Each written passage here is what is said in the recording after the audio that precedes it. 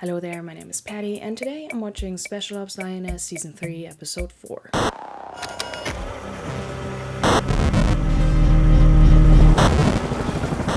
We've survived another week.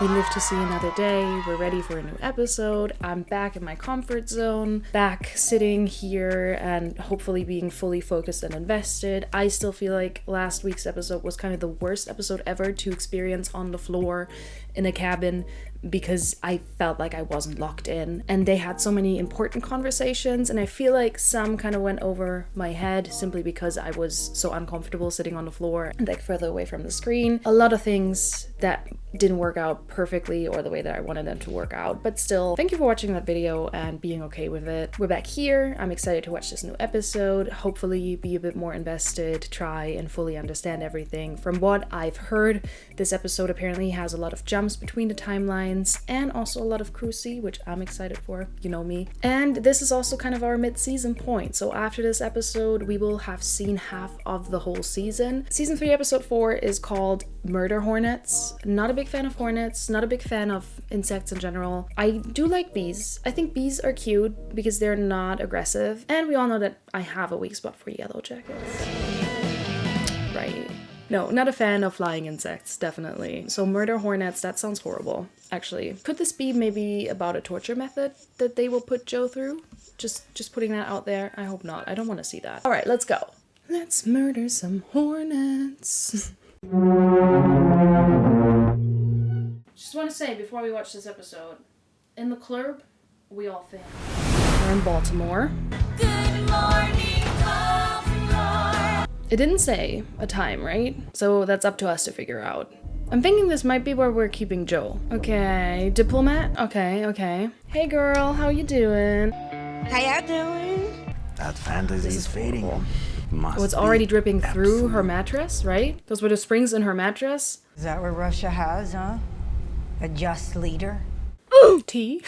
Your entire shitty, half-witted, convict-ass army. Bruh. Joe, maybe we should chill. I love that she's, you know, standing up for herself, or I guess for her country in that way. It shows so much strength, mentally and physically, that she's kind of like standing up to him still. But girl, it's okay. The only reason why Russia still exists, nobody wants to take away that frozen shithole from you. All right. 4 minutes in, we got to talk about Zoe's acting. Her voice, it's giving me chills. Exactly what I would imagine a voice to be like once you're held captive for a while. I'm gonna get you that Emmy, Zoe. This is not my job. What is your job? I'll show you my job. Being annoying. And I'm expert. That's reassuring. I'm an expert at my craft. My craft being torture. They've had her tied down to the bed for a couple days now, I think. So even if she manages to kind of get out of the restraints, she likely will not have the strength to take on multiple people at once. But it's crazy, she's being held in Maryland. That's kind of where the team is, right? Because that's interesting that they basically didn't travel far then. 12 seconds later. I mean, now we're going all the way. About that room, there are so many rumors, so many theories flying around where everyone is kind of trying to figure out who the mole is. I want to ask, did we ever get the full confirmation? Did someone say, hey, there is a mole this season? Or is it just our logical conclusion? Okay, someone exposed Joe, so we must have a mole. Is that how the whole thing started? That we just came to a logical, very logical conclusion, we must have a mole. But is it confirmed that we do in fact have a mole? Because my money is on that girl with her bob. Because you cannot trust a fast bob, right? As a former fast bob subscriber, haver, person. I used to have a lot of bobs growing up. I feel like we can't fully trust her. I don't like her. Also, wild thing to throw out there. But maybe Byron? I don't know. I just want to say it because I feel like he's a man. He has a whole family. He has a lot to lose in case he got honeypotted. Tentatively, you know, throw him into the hat. Zendaya's hat. Hat theory. My hat. I stick by it. Talk us through the worst case scenario here. Dead. But they don't have definitive proof. Are we sure about that? Because Alessa knew a lot specific Lioness targets could be released publicly. I want to point out Nicole Kidman's acting in this scene because I also really like it. In the previous seasons, even in situations where things got bad or things got kind of dicey, she carried herself with aura. I don't know how else to describe it. She has so much aura. She always seems very calm and collected. So I feel like this is kind of the first time I'm feeling or sensing her character is actually in a whole bunch of distress. The way she carries herself in this whole entire scene, I love it. It shows that there's a lot at stake for her personally, or like she's very invested personally. She genuinely looks very stressed and very frightened in a way. I love that. It shows that yes, Joe is her best friend. She said that in season 2. The professional mask is slipping a little bit. Great choices. Oh, he's going to the fucking airport. Damn it. They're too late. Can you put us on the roof? You got a bird? Are you kidding me? Josie gets to fly! Oh, I love the whole team. I love how they're so invested. Ooh! They're coming, Joe. They're gonna be too late, but they're coming. Oh, I love the camera perspectives. Love this perspective as well. You gotta find all the manifests or whatever and try to figure out what plane she was on.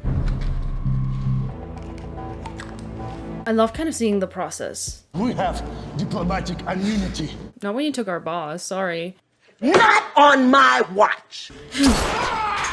Ooh, that's a blown eardrum. I've said it in my reactions before, I believe, but Kyle and Joe to me are work husband and work wife. I know some people ship them. I feel a bit indifferent in terms of romantically linking them. I just also kind of really enjoy their dynamic as work husband, work wife, even going as far as calling it like a fun older sister, younger brother kind of dynamic, or maybe the other way. No, I feel like he's more of a little shit than she is. So older sister and her annoying younger brother. So that's kind of how I see their dynamic. This man is gonna go very far to get his work wife back. I'm telling you. And we're seeing it right now. Better kill me.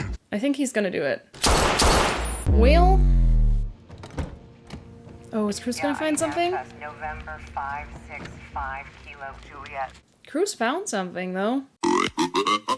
Police up the intel, let's move! Oh, I don't think that's such a great move, right? Let's move! Oh, I thought that looked very cute, like a little boy sending him off to school, picking up his little backpack. Nah, it's not fun, I've got school. I just love that Genesis can fly the helicopter herself. I think it's so cool. Loved all the different camera angles we got. In the helicopter, outside the helicopter, from above. She's on a jet. Destination unknown. Nobody knows. That's the of it all. Now the pressure's on Israel. What we do, huh? Maybe stop supporting Israel in a genocide.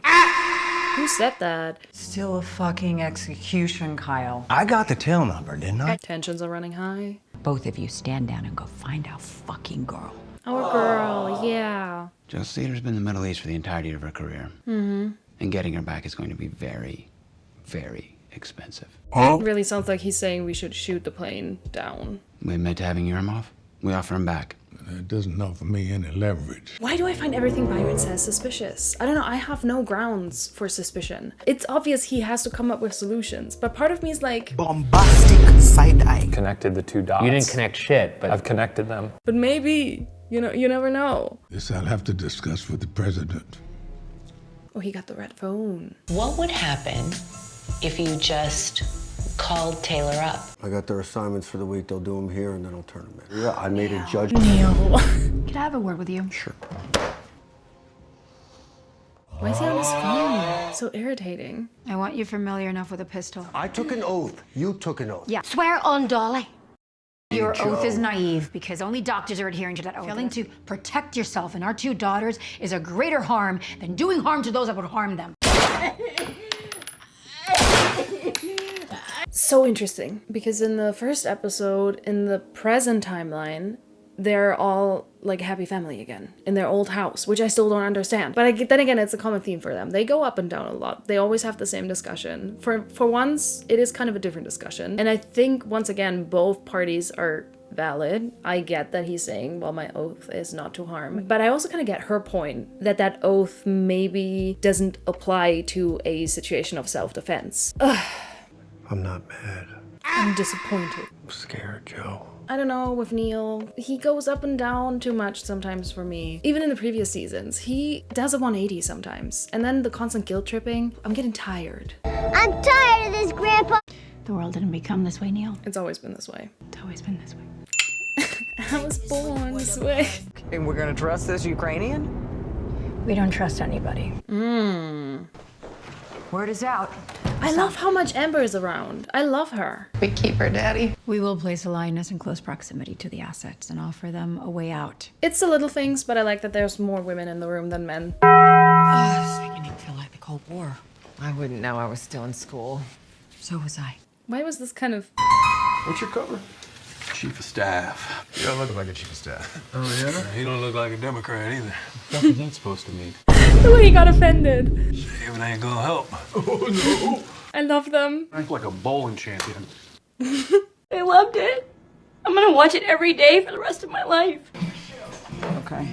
Flirting. That's lesbian activity. I can't see with your big ass. I need some of this mirror action, too. They are my family. And I love the subtle development that Josie is now comfortable in front of everyone compared to season 2. This is a family. This is a unit and she is now a part of it. And I love that. There's a don't make everything that happens on the show about Josie contest and I'm your opponent.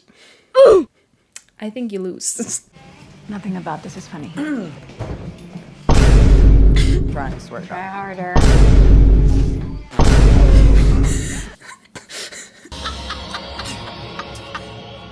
God damn it. Man, come on, boss. This was not Josie laughing. This was Genesis laughing. This is the whole cast laughing, not the characters. Aww, I love that we get a wholesome moment like this, but, you know, we obviously know everything is gonna go south. Heavy on the soda. Oh, Amber! I love that we get to see her outside of her normal attire. Think that was us? How do you know? Bruh. We have your license plate. An SVR intelligence officer contacted the CIA. That is how you lie. That's the truth, though. That's like the only truth we've told. We lost something that is very valuable. The fake cryptic talk. We're gonna need more information. We'd be happy to help you. I think at the end of the day, it really feels good to help somebody and know that they appreciate it. Oh. You don't have that engineer look about you. No. Oh, she's good. Who's she contacting? Oh, yeah, we're in the club. Let's go, Cruzie. I waited all week for this. Into clurb, we all fam. Oh. Bombastic side eye. Why did it feel like she was being like, I quickly became homophobic? I also feel like this is, once again, just the actors having fun. You know, you play a role like this where you're constantly playing this stoic action hero in a way. It's such a weird contrast probably for the actors too, to suddenly get to dance and be like, woo, party. A lot of attention, boss. Yeah. But she was smiling about it, okay? Joe actually seemed kind of happy with it. She didn't seem too judgmental. Bobby does. Bobby's just jealous. Bobby, just so you know, Amber is looking very sharp in the bar over there. Come get your girl. Oh, I think this is our mark, and he was already looking at them. Oh, he's so into it. Yes, part of me is like, I feel a bit iffy if we go and fetishize lesbians like that, but I do kind of love the idea of where it's like men are so predictable that we can seduce them like that, and then I feel like it's their own stupidity. We're on one. Look, but don't make it obvious, Bobby. I love when the team works like that, just with eye contact. Cruzie, do you need a third? I'm sorry. Asking for a friend. Scientific research purposes. Josie. Oh, okay. She's actually teaching her something. I was about to say, Josie's not even paying attention. She has her eyes closed. She does not give a flying fuck. But okay, now we're getting into it. And I love the idea of Cruz teaching her a few things because she's still, this is the past timeline. So Josie's still the newest team member in a position where they have to teach her some things and show her the ropes. But before that, she did not give a shit. She was enjoying a night out with her girlfriend.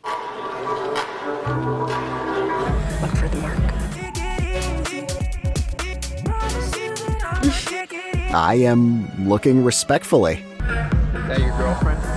Oh, we're just having fun. Oh, Josie, work him. Her eye acting. All I'm trying to say is her eye acting is so good. The way she looked him up and down was like, yeah. So, I don't know, as much as it feels a bit like, oh, we're fetishizing them, whatever, I kind of like the idea that we're using lesbians to honey trap a man, and like, he has no chance with them, you know what I mean? For them, it's really just the job. They're only in it for the mission, and they're gonna honey trap the shit out of him. Like, this is so easy. Joe's proud. Aww. I don't like that, though. Looks like small potatoes, boss. Marvel reference? Spider-Man reference? Florence Pugh, where are you? Cruz has her hands on Josie and not on the man. Honestly, I kind of need a bit of jealousy. I kind of need it, you know? I need a bit of possessiveness. Oh, that was crazy. I've never actually experienced that sort of atmosphere again before. It's absolutely electric. The passion, everything we've seen. 5 days after Blackjack on Raven? 5 days? She's gone. She's so good. We're back in the house. If or when we get Joe back, I feel like it's time to move. 1, we beat the clock. It's clock. 2, the clock wins, and this could take time. What's 3? She'll not come back. She doesn't come back with 3. Oops.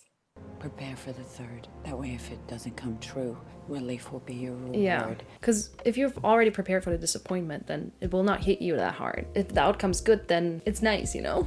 Oh, poor Neil. What? We're not getting... What? Because in the trailer for the whole season, there is the scene of Josie and Cruz pinning a man down. I thought it was gonna happen this episode, where they work him and fully honeypot him. Man, I have to wait another week. I hate a year.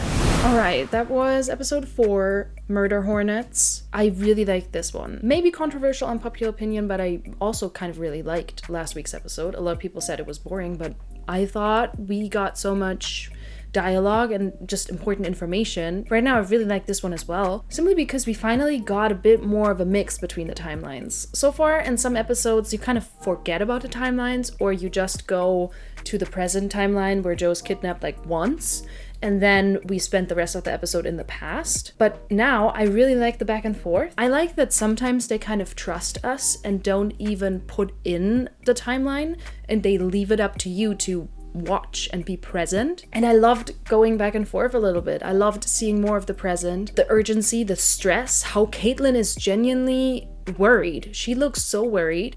I already said it, but Zoe Zaldana, we gotta get her the Emmy, okay? We kind of keep going back with the Neil and Joe thing. I'm starting to get a bit tired of it. I'm glad that it kind of has a bit of a different connotation this season, because it's now about the gun, for example, or about I took an oath, well, I took an oath.